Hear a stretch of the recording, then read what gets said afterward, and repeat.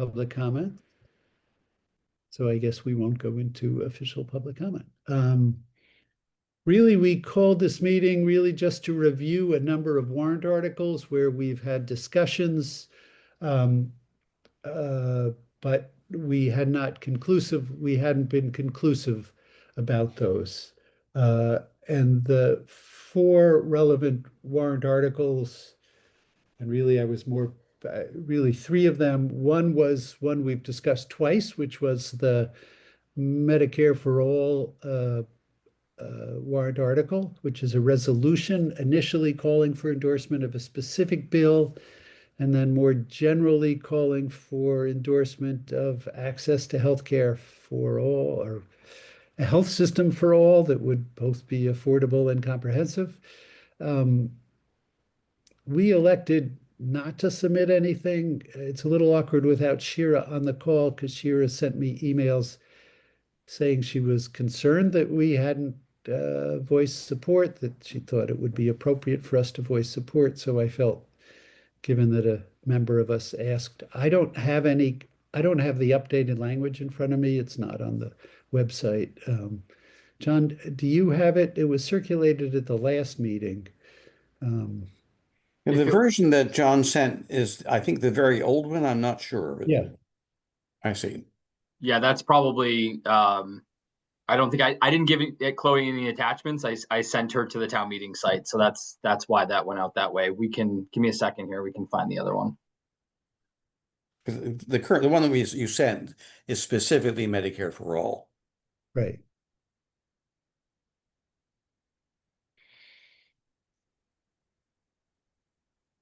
We did vote to support, so while John's just jumping ahead, we did vote to support the warrant article that puts into bylaw um, the select board proclamation about not using town property as a staging ground, et cetera. So we voted in favor of that. We have to write something up for it, but I think we don't need to revisit that. That's not the second one we got for It's tonight. not the second one, which I think we do need to have a substantial discussion about. Um,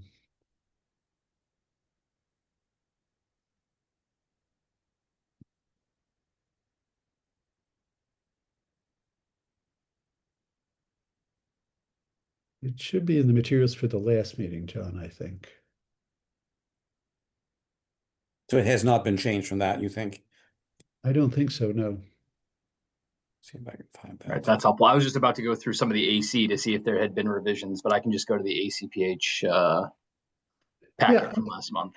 I wasn't sure. I went to the AC website. I wasn't sure how you could, whether they post the revisions. I'm not sure. I didn't find it. I looked at it just before our meeting. Almost there.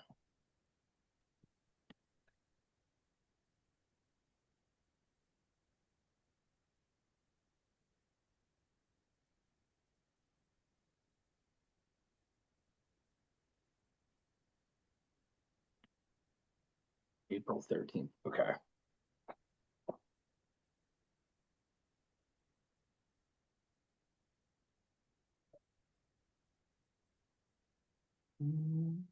Let's see.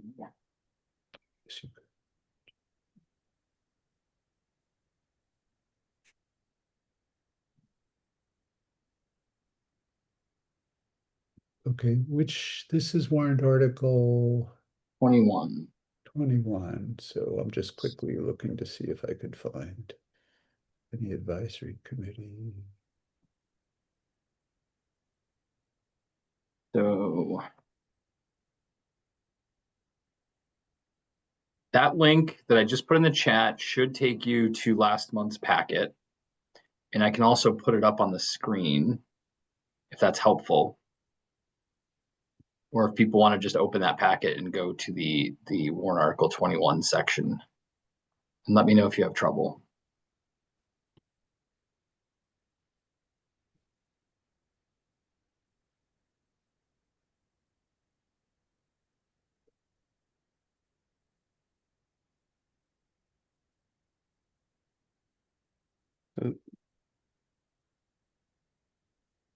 But that looks like it's unchanged. The one from the May, I'm sorry, what am I looking at now? Oh, nope. There's two. Sorry, Jim. If you scroll down, there's a 5B and then there's a 5BI. I see. Article Okay, that's where it 2105. is. That's where I'm getting lost. Thank I, you. I did the same thing and I was like, this looks the same to me. Yeah. Yeah. Yep. So it's therefore be it resolved that the town of Brookline urges the Commonwealth to develop and establish a state healthcare system that provides universal, affordable, and accessible healthcare for all residents and reduces costs for municipalities. And will communicate its support as such to our state rep. And it no longer has Medicare for all in it at all, I think. No, it's mentioned in the whereas is the last one. It says legislation's been introduced and such a law would save the town of Brookline tens of millions of dollars. But then it doesn't specifically tie the resolution to that.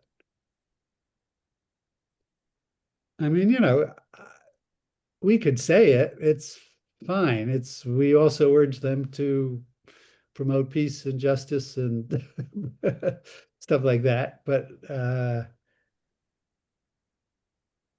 mean, I'm certainly not opposed to establishing a system that provides such. I just don't know how to do it, and I don't think the legislature has any further wisdom on it beyond what we do. But Jim, you think it's just a waste of energy and not worth our opining on? If it looks bad for the advisory council not to opine at all, I would propose that we go ahead and opine on it and say we agree with getting universal, affordable, and accessible health care for all residents.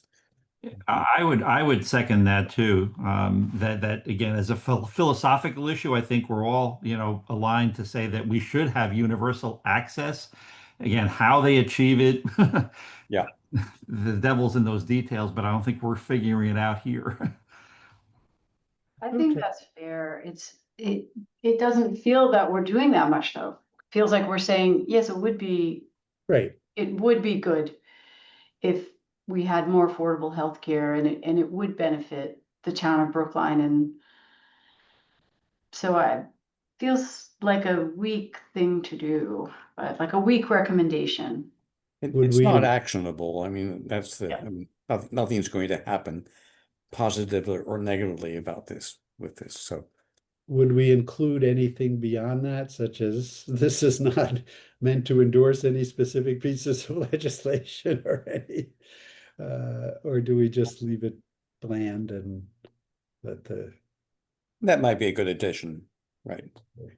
So maybe we say that we agree with universal, etc., whatever it was in the actual resolved language. But we do not, or this is not to be construed as supporting any specific approach. Okay. All right. Well, I think that's a step. I think Shira and the proposers will appreciate that, and it's pretty benign. Okay. Can we do this because this is a fully Zoom? Can we get a motion, a second, and then do a roll call vote? Yep. Yeah, I move that the Advisory Council on Public Health support the notion of let me get the wording again. I'm sorry. Apologies. I should have this. Universal, affordable, and accessible care. Thank you. Universal, affordable, and accessible care for all Brookline residents. I second. Sorry, semicolon. This does not indicate support for any specific method. All right. I'm sure that could be more prettily said, but that's it. So Rosemary, are you still seconding that? I'm seconding it. I'm sorry. I jumped in. I felt like it was a Good. period. I didn't realize that you had semicolon. All in favor? Aye. Aye. Aye. Opposed? No. Okay, good. So, No abstentions. Charlie, forgive me. When I say roll call, you've got to go person by person. Well, we all endorsed it. So Len, I support it. Jim, Yes, Rosemary, I support it. and Charlie, I support it as well. Thank you all. Okay.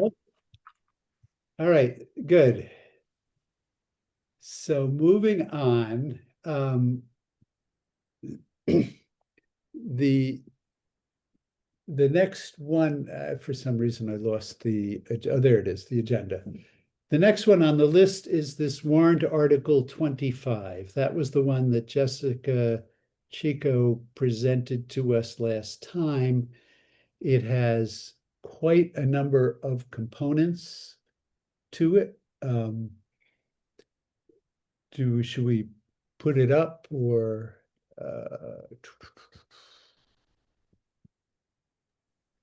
John, would it be easy for you to post it so people can take a look at it? I could put it, Yes. yeah, that would probably be the best thing to do.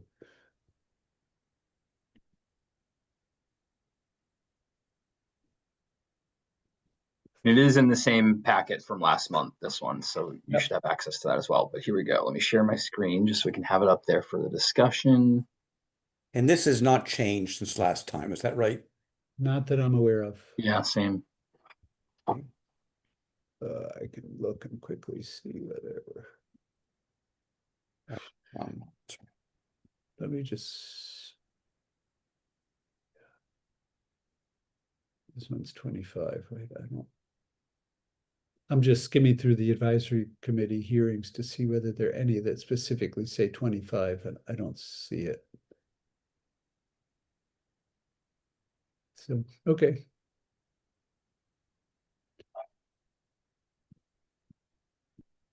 So Jim? Charlie? Yeah, I have a couple of things. So I feel that we had a very nice discussion at the last meeting of a very complicated set of proposals. There are many things in here, Right. varying from fingerprint sharing to the relationship to the BRIC and to the OWASI applications and such things. There's also something about the 457B it's not the right. 287G, yeah. Thank you, the 287G thing. So there's a lot of different steps in this one. Yep. Many of which make tons of sense to me. I think they're very logical. We had the discussion of what the BRIC is, mainly because there was some sense that the BRIC may have been important for the town's ability to apply for UWASI grants, number Yep. one. And number two, we had some discussion of the UWASI situation, and I thought we had heard that there has been some understanding that 10% is not currently being applied. So I guess I'm a little lost in what we have here and whether we've resolved some of the questions we asked at the last meeting. So I think there are a couple things worth mentioning, and also I sent around, and I don't know if people had the opportunity to review the select board hearing on this, including the testimony from our police chief, Jen Pastor. Yes. Which I thought was a valuable session. So John and I spoke about this yesterday. I mean, there's a court order that's holding up that 10% allocation. And the town had submitted an application, right, John? And That's correct. the current understanding is that we think the town can use those monies, and there's not a requirement about it being used for various nefarious ICE-related purposes. Although, John, you said it's possible there's sort of still some kind of a backdoor requirement. Yeah, it's again, and this, I think, Chief Pastor or Chief Sullivan would be able to speak to this a little bit better than I can. We applied, we received it, or so as far as we're aware right now, and the 287G section is still part separate. of the requirements, but we didn't, as my understanding is, we didn't agree to comply, at least at the local level. And so I don't know if it's because the state has that agreement that we're covered. Again, I'm all getting this secondhand and learning like Charlie at select board meetings and otherwise. We just have, public health just has that small piece where we get reimbursed for our emergency preparedness coordinator. So I'm not the expert on this one, unfortunately. I apologize. So on the 287G agreement, just to be clear, so the state right now has one 287G agreement between the Department of Corrections and federal and ICE, Homeland Security. Governor Healy has said she is not going to change that and would veto anything that does. And neither of the versions of the PROTECT Act, neither the House nor the Senate bills include eliminating the state's 287G agreement. So, I mean, my personal belief on there is we can express our opinion, but it doesn't matter for a hill of beans because it ain't going to happen. So I personally think it's a waste of energy. By and large, 287G agreement, it's cooperation between people who have by and large committed felonies. I mean, it applies to people who are in state prisons. So that's the issue associated with the 287G. We did discuss BRIC at great length. And again, we were all pretty confused about that. There had been a fair amount of publicity about BRIC, like 2018, where there was a student in the Boston Public Schools who was reported on for basically having a conversation that was misconstrued in the lunchroom. There have been a series of efforts to refine the conditions on who gets reported and things like that. There were, I think, been 2 subsequent efforts to narrow it. Jessica did say that it's still predominantly or overwhelmingly people of color on the list. Jen Pastor felt it was something very important for her in the town. She thought it was significant safety. Boston still has a BRIC agreement. Newton has never had a BRIC agreement. So, that sits where it is. And the OASI one is a challenging one, right? Where the town does need the money. On the other hand, if the money were clearly associated with 10% of it goes to, our police would have to start asking about immigration status. We clearly would, I think we would not do it. I certainly would not want the town to do it.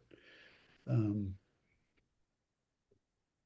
the other question I guess I asked was, do we consider this a health measure, a public health measure? And again, I'm firmly convinced that the kind of immigrant actions that ICE has been doing more broadly, like the surge we had in Massachusetts earlier, certainly what happened in Minnesota, LA, and Chicago, I feel very strongly there is strong data indicating that that is harmful to people's health. Kids aren't going to school, kids aren't coming to the doctors to get their routine health care.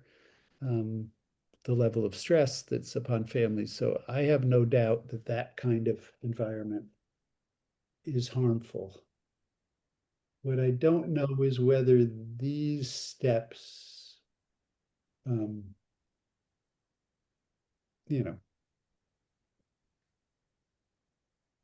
So, take action. And I would also say, by the way, just so again, wearing my hat as a town meeting member, separate from, so apropos of the first, now therefore be it resolved, I was opposed last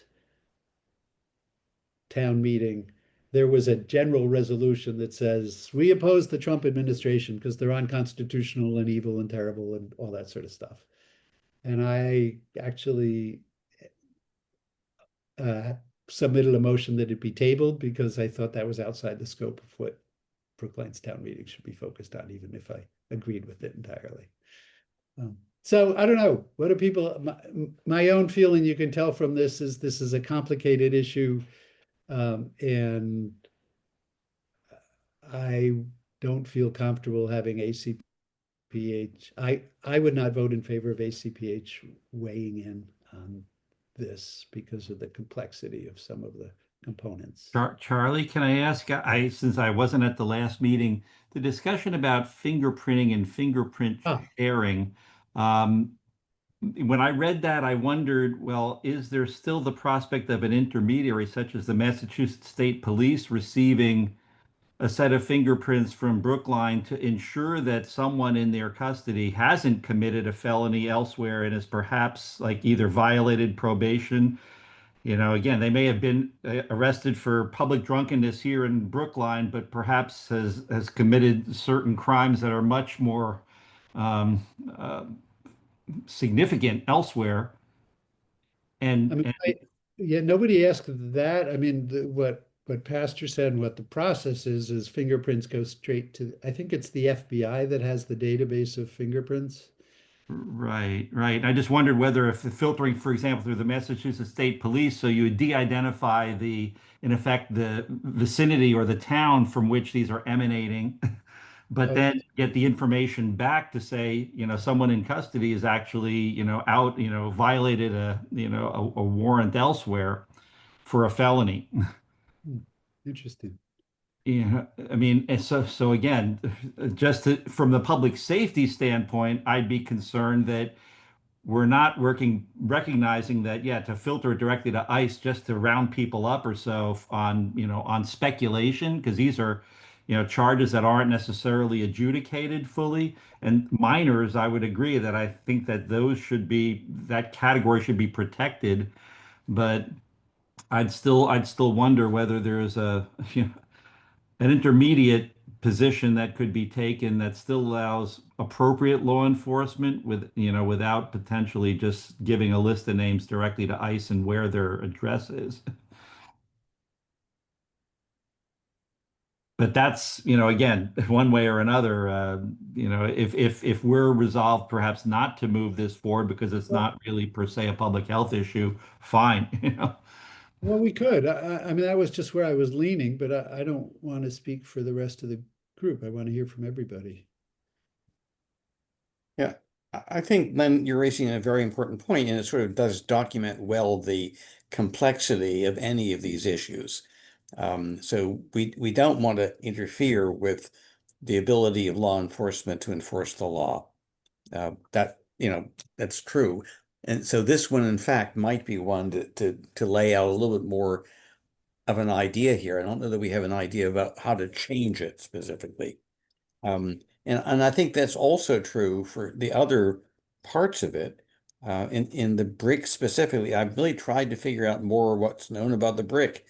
And I think part of it is actually that there is I think DHS defined Boston area security zone that's basically the contiguous towns, which is why Newton actually isn't part of it. And we are, Chelsea is, etc. There are a number of ones that are contiguous that I think are in this zone. So that's why we're relevant rather than Newton. That doesn't mean to say we should stick in it. I'm just commenting on that historical fact. But I really can't find much at all anywhere about the brick itself. I mean, there are a couple of reports. ACLU has a report, the Muslim League has a report, but they're not documented. There's really very little evidence in them about what actually the brick is. I think Boston City Council was apparently considered a motion or a resolution a year ago to do some gathering of experts in the brick to decide what to do about it. But I couldn't track down anything that Boston had actually done last April about it. So I just feel as if we still lack much information here, and mainly, maybe very appropriate, very true allegations. But I don't think we have the evidence to sort of comment on the brick and its relevance here. At least I don't. And then the UASI stuff is very complicated. Again, in the sense that I think we would support the town getting UASI dollars, but if the town had to, in order to do that, spend 10% as outlined, we would oppose that. I think that's probably position. So I think it's, I would tend to support your position, Charlie, because it's way too complicated a bill or a warrant article. Yeah, Um, because it combines all these 5 different things. right. But we could, if we felt like it, say, well, there are several, we do believe in keeping immigrant populations safe. We understand the relevance as to the health of people, including children. We think that it's good to be concerned about that. These are some of the issues we would raise in thinking about this problem. I'm not sure we should go into that depth. Agree with both of you, Jim and Len, and I agree with you, Charlie. This feels like, it feels a little bit outside of our scope, and there's some difficult things since we don't even really understand all the sort of logistics around the brick and all this other stuff. And I mean, I want a fully disclosure. I know this is being taped, but I feel that it is almost like saying, what's going on in this law enforcement is just bad, and maybe it's not all bad. It's quite good. Law enforcement is helping keep people safe too, and some of that, you know, fingerprint sharing and the brick, I'm sure, is helping keep us safe, but we don't always know it because, we don't know when tragedies like the Boston Marathon bomb, that's, well, like another one of those is being thwarted, like we don't always know. So I am really reluctant to support something like this from a public health perspective. I don't really feel like it fits, and I don't know that this is the message that is appropriate for us. But this is me. This is my own personal beliefs here. Would like to so move? That we simply not opine on this? Okay. I'm comfortable with that. All right. And then, I'm sure there'll be robust conversation. I mean, it might end up, my prediction is this will be viewed as a performative, if this is Brookline Town Meeting, will, stand up and Mhm. its opposition as a sanctuary community or something like that. But I think it's fine for us not to put a public health comment on that. All right, I think we're good on that. Do we need a vote on this to not put something in? It's not, No. yeah, because we're not saying no, we're just not going to opine. Okay, good. Right. Yeah. All right. Thank you. Thank So you all.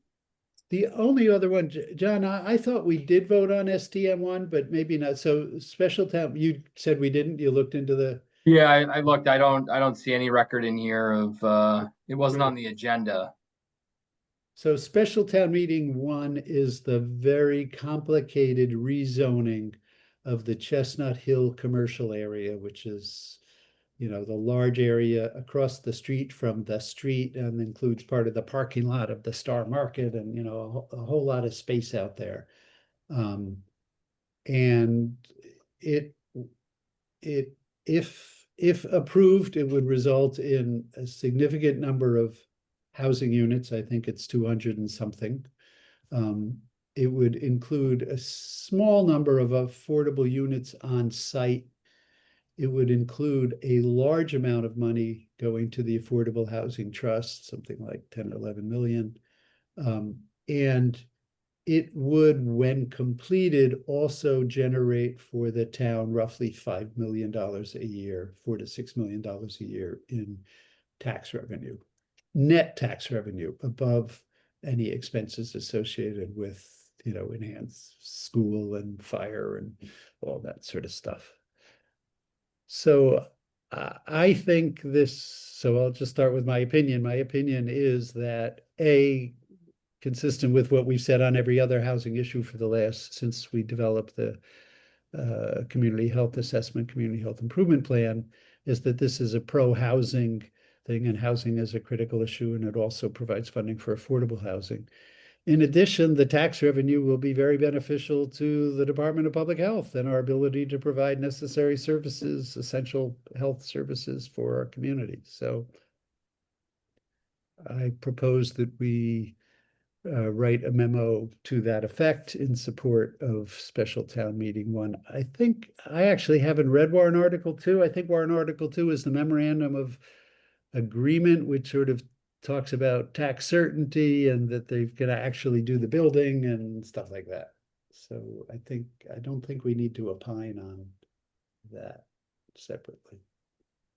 I think, Jim, is that right? Yeah, I think that's right. I thought 2 was basically saying something about if the developers ultimately sold this to a non-tax paying entity like a hospital, they still had to pay the taxes Right. functionally Right. for 95 years. So Okay. perfectly reasonable.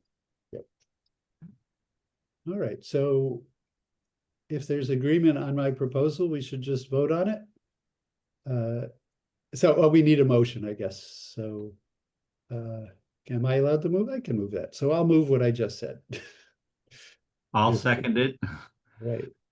All in Charlie, favor? my only, not reservation, but recommendation would be the medical office that they talk about within 5 years or so, that Yeah. a portion of it be dedicated to primary care specialties. In terms of trying to make access appropriate throughout the town or so, I think that would be advisable, but again, nothing that we can do at this stage.